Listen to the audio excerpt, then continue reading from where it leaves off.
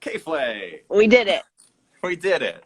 Okay, I can confirm your West Coast location on me. That is, I'm in Los Angeles. I'm in my studio right now.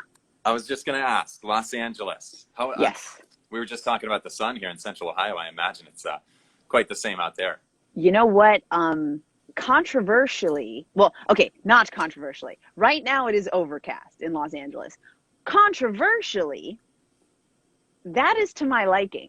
You know, I'm like, overcast days in LA is, to me, kind of the pinnacle of the experience here. I don't know what your feelings are on like clouds versus sun, but I love clouds. You know, that makes a little bit of sense because, I mean, we get a lot of clouds, so we take solace in the sun. But I guess when you're just getting sunny days over and over, anything to shake that up is...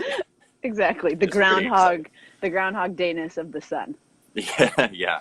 Well, right on. Well, K.Flay, thanks once again for joining us here in the virtual big room here in Columbus. We've been doing these virtual interviews for just about a year now, and I gotta say it's been very interesting to kind of just ask how people are doing right off the bat, because it started out a year ago very stressful. Then we all kind of fell into our routines a bit, and now we're starting to see a light at the end of the tunnel. I know you got a tour booked for this summer, late July it kicks off. Yep. How are you feeling lately? You know, I'm feeling really good. I was actually just talking to a friend this morning about this, how we both feel like we're in these moments of positive anxiety.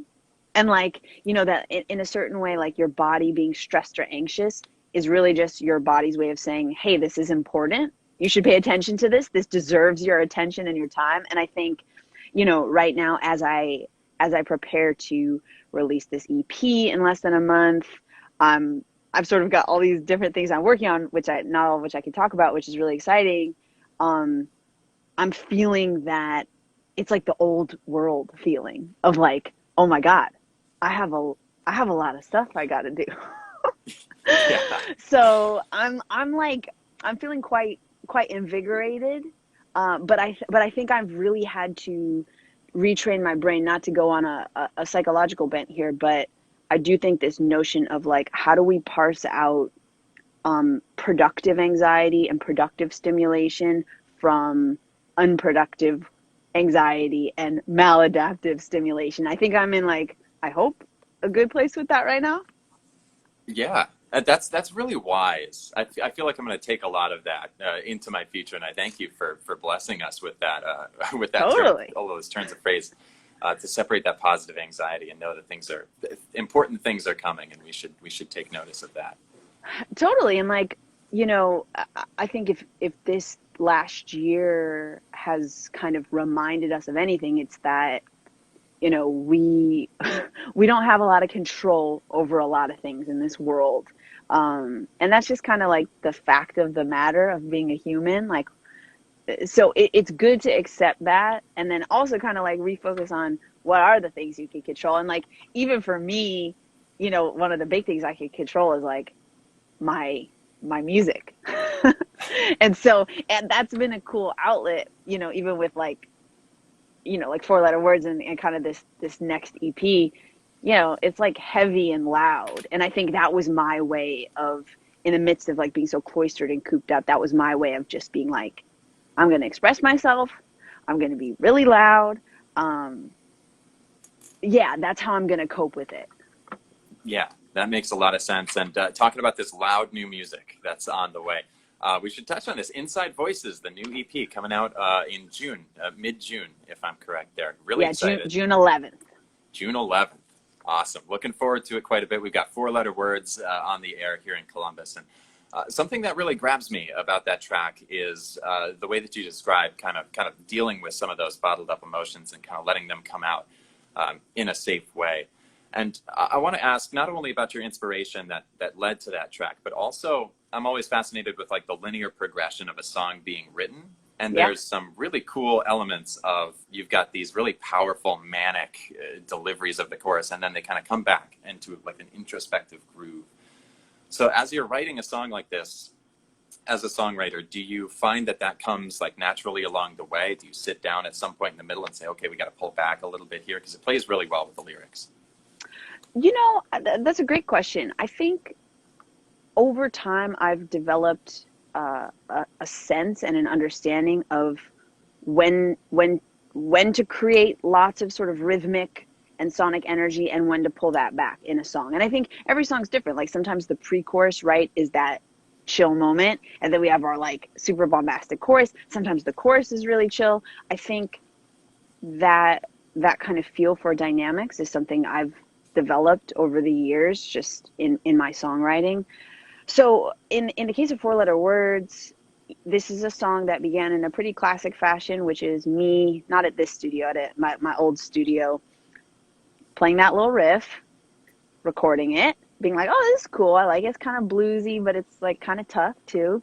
And just kind of freestyling over it. And really the song started with that first line. I drank a liter of tequila in my bedroom, which by the way, there's a lot of questions about this. I would be dead. I would not be here to speak with you, people of the internet, people of Ohio. So I didn't quite drink a liter of tequila in my bedroom, but I was drinking too much. You know what I mean? So it just sounded cool to say. And I think sometimes, especially with this song, and actually was showing someone a demo of it, what is currently in the second verse, I'm sick of manipulative and I'm spending all this kind of fast thing, that was originally in the first verse. And when I started working on this song, when I started producing it out with my collaborators, my buddy Tommy, who I work with on a lot of stuff, he was like, I think you should just keep vibing on, like, keep that first verse, like, just let that ride. It's such a groove, and there's like a pocket and a swagger to it. And then in the second verse, let's put that fast section.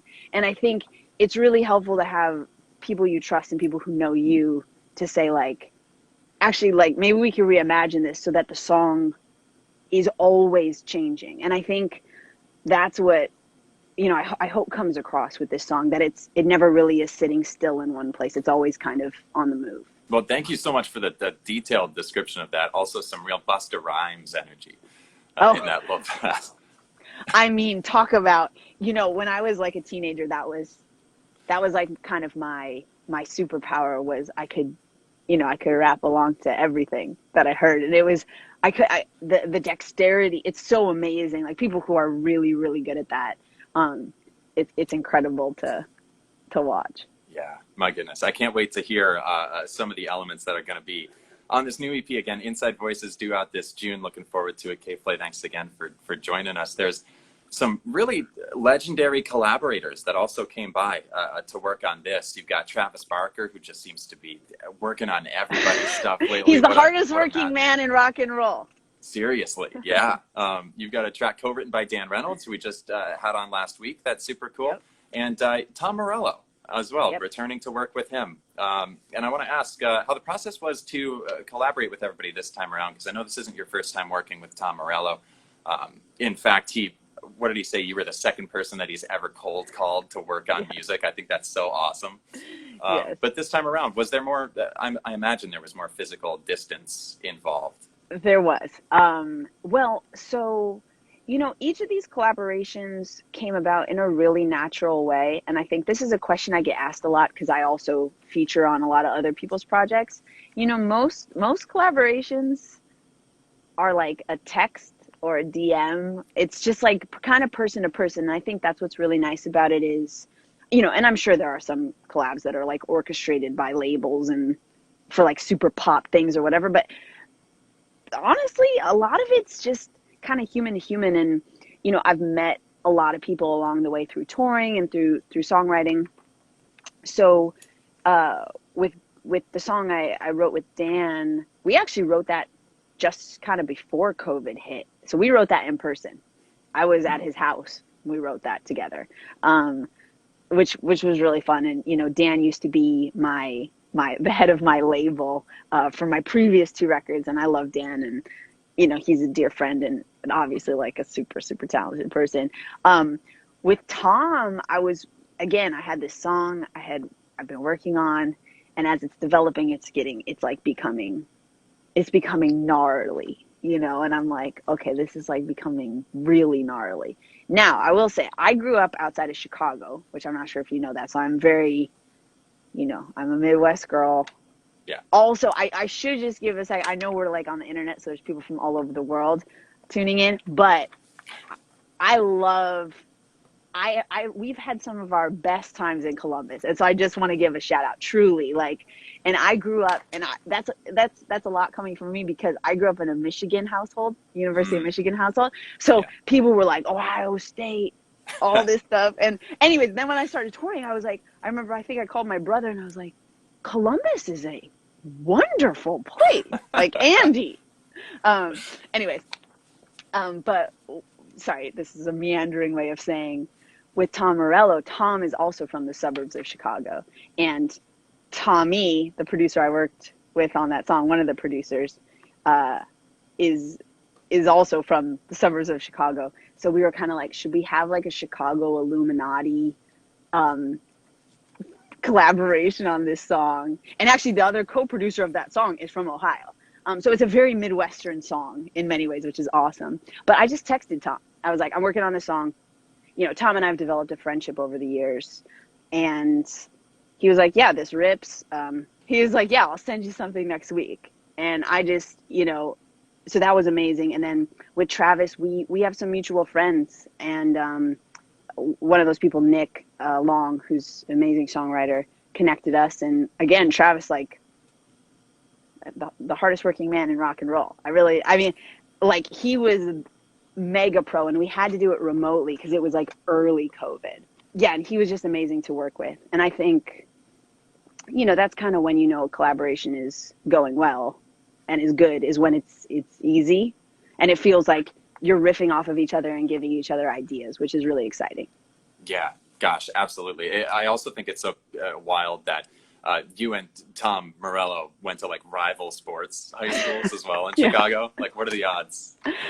I mean, you know what's crazy is the Chicago suburbs, like the Northwest and South, there are so many people who come out of, I think, that region. Like Louis the Child, which is a duo that I've collaborated with a few times and I'll be out on the road with for some dates this summer. They went to the same high school as me. I mean, That's so wild. they're 10 years younger than me. So I met them when they were still when one member of that group was still in high school. Um, but it's crazy. And I think there is something about the suburbs of anywhere that breeds a lot of music making and sort of pent up, you know, Yeah. something. Yeah, that's a great point. That's a great point. Well, you heard it here first. If you want to raise a musical prodigy and legend, raise them in the suburbs of Chicago. Or in Ohio. Or A in Ohio. lot of amazing bands come out of Ohio.